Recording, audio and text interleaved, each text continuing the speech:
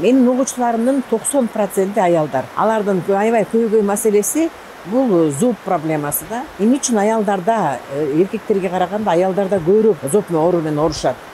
Же болбосо ангина болушат, же болбосо жөтөл проблемалар менен дагы аябай көп кайрылышат да. Себеби баягы аял чыдамдуу да. Өзү аял чыдамдуу, көп нерсени көтөрөт. Анан үйүндөгү болуп жаткан бир уруш талаштар болсо, бир проблемалар болуп калса алар жутуп алышат да. Себеби теңербей эле коеюн дейт. Кой мен көтөрүмдүү болоюн дейт, мен сабырдуу болоюн дейт.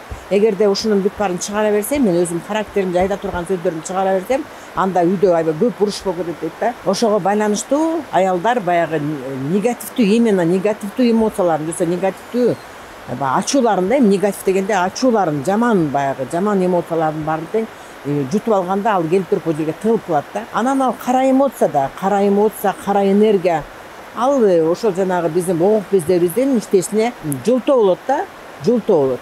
Анан боок без өзүнүн гормондорун чыгара албай калат. А боок без деген бул эки аябай негиз гормон чыгарат да. Бул гормон радости, счастья деп коет, жана жөн эле өзүмдөн өзүм туруп эле бактылуу болушумду боло турган гормон чыгарат, анан женский гормон чыгарат. Эгерде сиздин боок безиңиз иштебей калса, анда сиз автоматически депрессия болосуз. Себеби баягы бактылуу сезе турган, көңүлүңүз ачыла турган гормон чыкпай калганда дайыма кабагыңыз бүркөө, дайыма урушкуңуз келет, бирөөнүн бир жаман жактарын издей баштайсыз, аябай катуу мындай ачуулар келип үйдө мындай ызы чууларды көп чыгарышат да.